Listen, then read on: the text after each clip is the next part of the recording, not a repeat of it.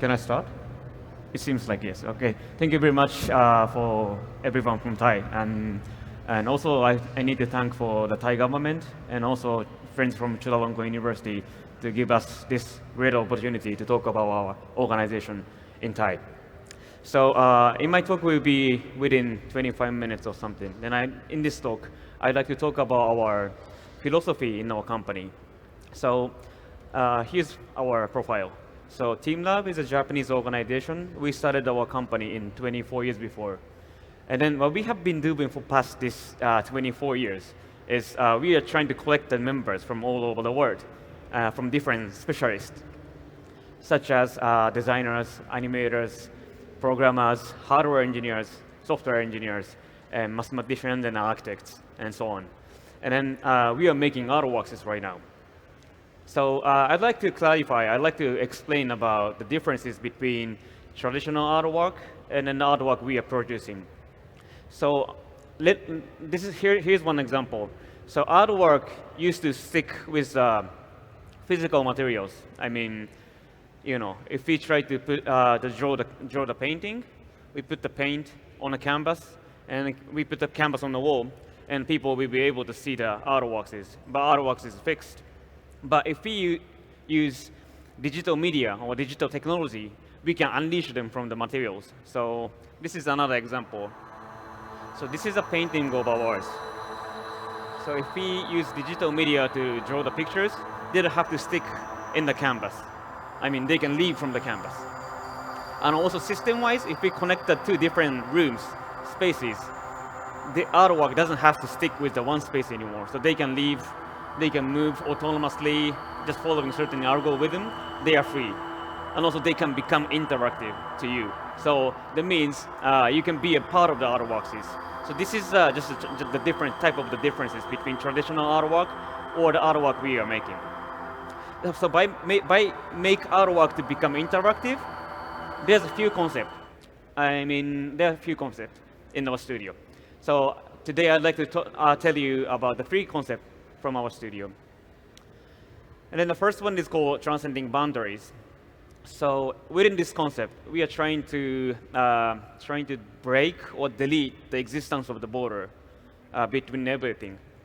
Why we think there's no border kind of environment is a good thing to human like us is if we go back to the nature, like the continuity is quite clear. So for example, when we go into the mountain forest, you know, everything is connected with quite obviously. Like, I mean, if there's a river, there's a flowers and plants grows besides the river, and maybe the tree grows up, and then when the tree dead, there will be mushroom started to born from the trees. So like everything is connected. But nowadays, like the city we are living here today, it is very difficult to think that we are connected. And also maybe it's in otherwise, like I think we can, for us it's a little easier for us to think we are isolated or we are independent. So we want to let audience, or we want to include everyone to think everyone is connected.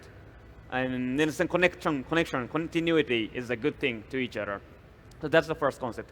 And then by following this first concept, we opened our first museum, which is called teamLab Borderless in Tokyo. And which was this, the first Borderless was in 7 years before. And this was a new one. We just relocated last year. So as you can see, most of the artwork is interactive. So you can be a part of it. And then also, as you can see, if there are many animals and flowers, nature materials, they don't have to fix with the space. So for example, the bird can be one of the most interactive, most free artwork. So they can be missed, they can fly on the cells, they can fly under the floor, and they can be always interactive with the audience, and also they also interact with the other artworks. As you can see, when they go jump into the Japanese art, they become black and white style. So there's no border apparently. So this is the first borderless we made. And then for the past few years, like 5-6 years, we had tried to expand our borderless experience to the foreign countries. And then the second borderless we made was in Shanghai. And as you can see, there are few artwork which can be only seen in Shanghai, site specific. But at some point, for example, the bird, we can see the bird in Japan, in Shanghai as well. And so we were trying to expand the borderless experience, not only to Japan or Shanghai, even going more. So our third borderless, we just opened last year, was in Saudi Arabia. So now at the point, like we had 3 different borderlesses existing in different locations in the world. And then by using these kind of like 3 different borderlesses, we are trying to expand the new experience by using the 3 different locations. And something like this. So this is one example. So it's a projection mapping. So they are like floating against the wall. And then it's a little difficult to see, but there's a door. So when they once go beyond the door, this animation goes traveling all over the world. So the picture from Shanghai goes to Tokyo and goes beyond to Saudi Arabia. And this is not just a duplication of the data. So we can see the exact same visual at the same time. So for example, the people in Shanghai touch these animations. The location of their hand turning up the light color, which is red. And the people in Tokyo, like us, we can see the behavior beyond the wall. At the moment, if we only had 2 different borderlesses, the border is still like existing in under our brains. So we could think maybe we are interacting with Asian people, but after connecting 3 different locations, there's no such meaning to think about the borders between the people and people. We are happy to have the other person experiencing this artworks together. So this is the new way of like expanding the borderless experiences. So we are making our museums in specific locations in the world, and then connect them as a one piece. And then we can share that we can appreciate the continuity through our artworks. So that was our first concept. And then, now our artwork can be interactive, and also we can make the continuity, connections between people and people. Even if there's like physical borders, physical distances, we can like appreciate the other person's existing. So for the next concept, this is a concept like we are trying to make the design the right interaction to make the human existence in the one space to become positive effects to each other. So we came up with this second concept from the quite accident from 10 years before. 10 years before, we had a chance to organize our own exhibit for the first time in European country, and that was in UK. That was in London. And in this time, like we brought our kind of new artwork, which is called Flowers and People. And as you can see, there's a flowers and people existing together. To tell you the system about this room, as you can see, if people touch the flower, they will be disappearing. They are dying. And then how we make flower for this space, if the people is not without moving, if the people is standing still or touching the wall for a few seconds, you can make a new flowers. So it's all about the balance between the population of the people and natures. And then this is also already 10 years before. Like now we don't have this kind of accident, but like 10 years before we had not enough experiences to organize the exhibition in overseas. So at the moment, like 10 years before, when I tell my Thai friends that I'm working with teamLab, and no one knows like what is that team. So at the moment, like we were a little afraid to maybe for the first day of this exhibit. What if there's not so many people showing up? We couldn't make enough flowers to appreciate the audience. So we set the wrong parameter on the first day of this exhibit. So we were happy, and also we are very unlucky. We had too many visitors showing up for the first day of the museum. Like it was like way more than we expected as a maximum number. So after 5 minutes, opened the door. Everybody, like British people, came in to the tiny room, and they never stopped moving. So after 5 minutes, 10 minutes, the flowers keep disappearing, and then after 10 minutes, all the flower is gone. Like there's simply a blackout. And at the moment, we had no idea. We couldn't shut the door because like there's a real audience. So at this moment, we had no idea. Because we had another lucky. We had this man in this picture. Like he looks like angry, but he was actually angry. So he started to talk with our member. Like it's not just talking. Like he just claimed our member. Like why we cannot see the flower in this room because he saw the video on the social media. He was expecting to see the flowers, and then it was one of the embarrassing moments for us. But we told him the system about this work. So we just told him like because we have too many visitors, they never stop moving. So we cannot make the new flowers in this space anymore. But he was a strong man. He was a kind man. So he started to talk with a stranger around him, like say, hey guys, if we don't stop here, or if we trying to control the density, no one is going to see the flower today. So let's collaborate together to make a new flowers, something like that. And then after he encouraged the different strangers, the people, UK people, tried to collaborate to make bring back the new flowers. And then someone is standing still, someone is put their hand against the wall for a few seconds, and they make flowers.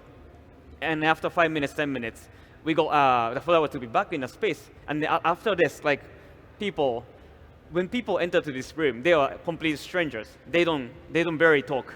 But like after this experience, some of them like doing hi-fi and then leave the room. So it was a quite happy atmosphere. It wasn't happy for us. It was because it was an accident.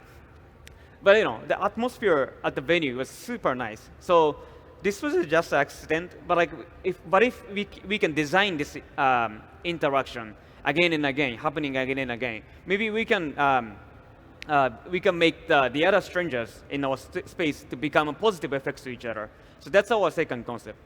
So let's look for another example.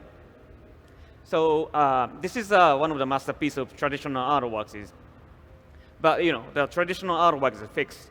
So even Mona Lisa is beautiful enough, but in this like one direction experience you can make, it is very difficult for you to think about the people around you sharing the experiences happy to each other. We are happy to have the other people watching her together. So this is the differences between the artwork who has interactions or not. And let's go look back to our artworks. This is the flowers and people and water.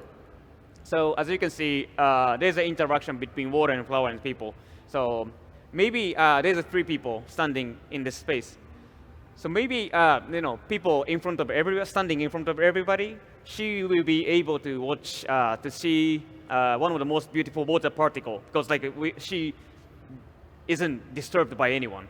But the people standing behind her, 2 people, they don't have to hate her existence because it's lucky for the 2 people standing behind because if there's a people standing in front of them, then the water gets split, and then if there's no water, people can see the flowers. So for the people standing behind, they should be lucky about having the people standing in front so that they can see more flower.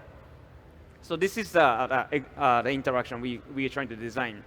And then another example, when you come to our exhibit, there are lots of family visitors, and children never stop running or attacking to the artworks. But you don't have to hate to see their behavior, because as a fact, they are making our museum, our work, to become a more, let's say, more beautiful, a more interesting way. So even the children playing with them by themselves, we can appreciate their behavior. And the next picture is kind of an interesting one. So at the moment, 10 years before, we go back to the venue every day, to check the system, computer working okay or sensor working okay. So before opening the door, we always did the tech check every day. So one day, when we did the exhibit in the UK, one day when we go back to the venue before opening the door, there's one space with the flower. So we thought it might be a bug or error of the sensors, because if there's no object, if there's no people, there shouldn't be flowers. But it's another, this is a fun story. So if you look carefully, there's an old man sleeping on this picture. So his head is here, his ass is here, and there's a MacBook of him placing this in the top of this picture.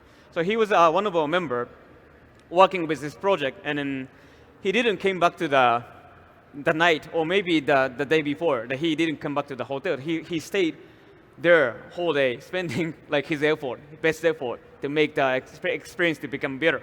And then once he completes his project, I think he just slips on the floor, and then we just discover him sleeping on the floor.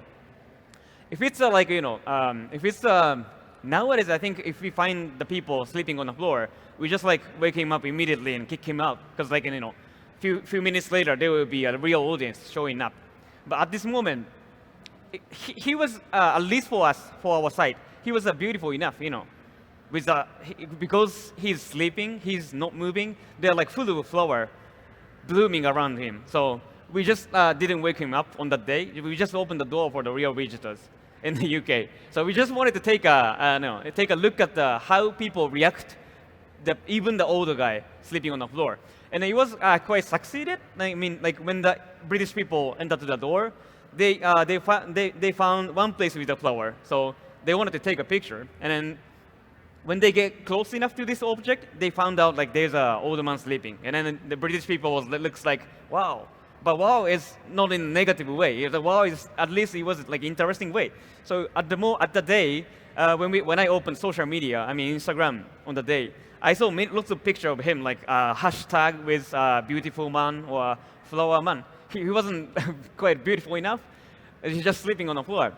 But for example, this is another example. Even the old man sleeping on the floor, it can be appreciated by the other audiences, as long as if there's a right interaction designed in a space. So this is the second concept we came up with from the quite accident when we did the installation in the UK. And then the last concept I'd like to share today is environmental phenomena. It's called environmental phenomena. And this is quite kind of new. Like we have been, this concept is one of the biggest curiosity we have been thinking over the recent 5 years or something. So within this concept, we used to, before came up with this concept, we used to use a light source as our painting materials, like laser light, projections, LED lights. We used to use the light a lot to draw the pictures.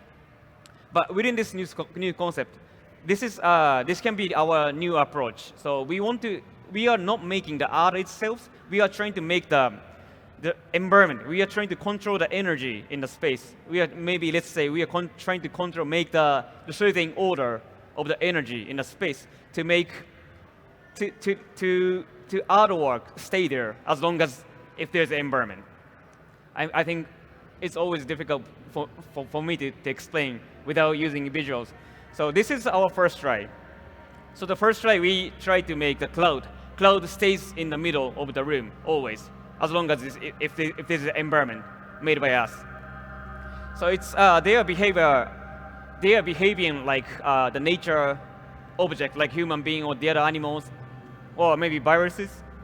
So when the cloud is in the middle, placed in the middle, not too high, not too low, they are happy. They are good condition. But in the nature, like people, like all the materials is interactions. So when the people break into the cloud, they get crushed and falling down to the floor. So they are unhappy. But as long as if this environment exists, they can growing up, they can coming back in the middle of the air. And another example, if there's no people, the crowd is getting too big and they're going too high. So it's also it's also an unhappy moment for them. So the first try, we made this environment to keep the cloud in the middle of the air. And the second try we did, we tried to utilize this fun phenomena called cymatics. So cymatics phenomena is a quite interesting phenomenon. So if you put the huge sound on the surface of the water or sands, we can visualize the sounds. And then by using this phenomena, this is our second try. So in this case, we use the water. And water is being shaken by the speakers, or let's say sound. And then our sensor team is detecting the location of where exactly the water is being shaken. So our light is shooting with the right angle, then we can visualize the sounds like this. And then since this is just a natural water you can drink or you can enter, and you can, of course, it's touchable. And as you can see, as long as this environment exists, you can touch. And then, like if you touch the waters, that means you are stopping the shakes of the waters. That means you are killing this object. But like as long as if this environment exists, they can like relocate their locations, and then they can live there forever.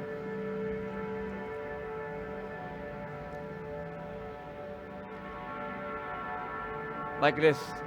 And then one of our newest work we did is this one. So in this room, there's a specific order of the energy controlling about the behavior of these silver balls. So silver ball can be a sculpture. Sculpture can be interactive, can be broken by the behavior of the people. But as long as if this environment exists in the space, our sculpture stays there for forever.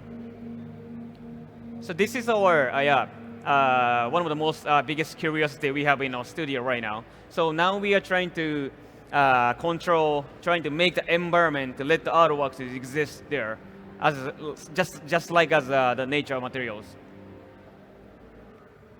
And then by following this concept, we had been working on one of our biggest. I mean, size-wise, this is the biggest project we have ever worked on. And then we spent 7 years in total to complete this project 2 months before. And this one looks like this. So our brand new museum is named with teamLab Phenomena. So our museum is like all about we installed most of the new artworks. We just followed by the new concept. And this museum has the size with 70,000 square meters, so it's a little bigger than the baseball stadium size. And we've installed around like 20 different artworks existing there, living there. Your curiosity change the world. And this is a real picture we just after opening. And then this is another picture, like 2-3 years before, under the constructions. So it was super gigantic. So we were, at the moment we decided to go in for this project, we were a little scared. But like after spending 7 years, we just opened the actual museum in Abu Dhabi. And the video looks like this. So every artwork is literally they are living there. They are lived by the certain phenomena made by the environment. But this digest video is gonna take like more than 5 minutes, so I'm just gonna skip. Please take a look at on the YouTube or something. So this is the 3 concepts I wanted to share. So there are a few other concepts when we are making artworks. There are always some reasons or motivation from us to let the audience to feel or experience a new kind of way of thinking the world. And then at the end of my topic, I'd like to share two process of how we are making artworks. And then the first concept, first other method, we always make a team. Our team is executing each project. So for example, in our studio, right now, 1,100 members working with. Everyone is in Tokyo right now. So 70% of the member came from engineering field, and 15% of the member, they are catalyst. We call them catalyst. Let's say it's a project manager or the directors. And we have 10% of the creative team that they are the designers or animators. So we all always make a team by selecting the people from each teams. And this is one example, the one in London exhibit. So if you want to make this kind of interactive installations, this is the typical team structure we always make. So apparently there's a visual animations. So we're gonna need animators to design the pre-rendered animations. But still the animation is pre-rendered. Pre-rendered means it cannot be interactive. But we want to make them interactive, right? So therefore, another another team we're gonna need at least. So the first team we're gonna need, engineer we're gonna need is computer vision team. So they're the team taking care about the sensors. So they're always using bunch of different sensors to do the data objective detections.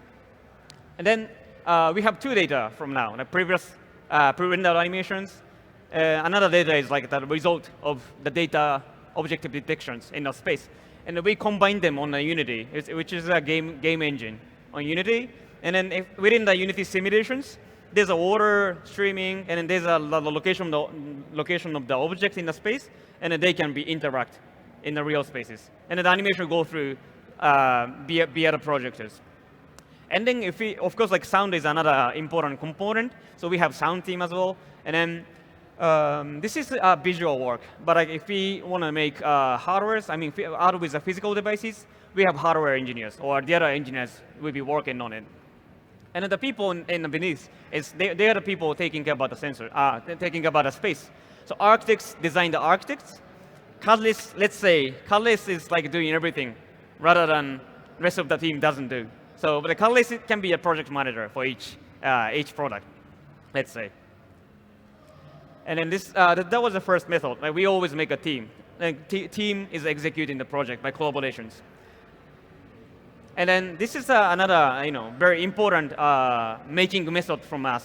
There's no such a cool way of making new artworks. There's no such a guy like, telling everybody, directing everyone to, hey, guy, you need to make this, or you need to make this. We don't work in that way. So let's say, we don't usually do 0 to 1 a lot. We always keep updating the existing project to make a better version for the next, and better version for the next. So I'd like to talk about our history of our waterfall, because we've been using waterfalls a lot, because that's one of our favorite objects. And then the very first waterfall we made is this one. So it's a little difficult to see, but in a waterfall on the top. So this was our first waterfall our animation team designed. But this is a pre-rendered, but we really like this kind of waterfall animations. So after spending 3 years, we update the waterfall to become a little more, the way more beautiful, the more people can appreciate to see the waterfalls. And then this was our first installation we did. We used the waterfall. It's 12 years before already. And then after having these first installations, we started to think about, if the animation is pre-rendered, only pre-rendered, people cannot be a part of the artworks. So we wanted to make waterfall to become interactive. And then another 3 years we spent, and then this is our first interactive waterfall. We did the installations. So now, as you can see, waterfall can be interacted to the people in the space. At this moment, 2016, this is the year we started to work on a project in borderless project. So it's only one artwork is interactive to the audience is not enough. So we wanted to connect. We wanted to let the artwork to collaborate with the different artworks too. So collaborate with the artworks. This is the next step. So we spent 2 years. And then now our waterfall is able to interact with the other artworks. Waterfalls and flowers and the other materials. So everything can be connected to each other. So this is the year. This is the year we open our borderless for the first time. And then this is already 7 years before. We are spending 7 years already. And then this our most newest current waterfall looks like this. So this one is installed in Abu Dhabi. So we started from the origin of the waterfall in 15 years before, and we spending 15 years of updating this waterfall. And then US version looks like this. So there's no such a cool way of making artworks is by following someone's cool idea. It's always make your hand dirty still. So making just one tiny prototype, make it better version for keep doing this for 15 years. Maybe your artwork one day is gonna be appreciated by the people to watch. So that's the story I wanted to share today. And then at the end, I'd like to show you the environment of our studio. So I just took the video of iPhone. So this is our studio, and then we are, as I have showed in the previous slide, we are around 1,100 members to work with in this studio. So as you can see, we are always making team, and the team is executing the project by gathering. And then this year, we are really happy to have our first Thai member joining this year. I mean, this month. So hope in the near future, maybe we can find second, third, or more Thai member to be joining our studio. But thank you very much for sharing your time with us. And I'll be around, so please talk to me freely. Thank you very much. Open clap.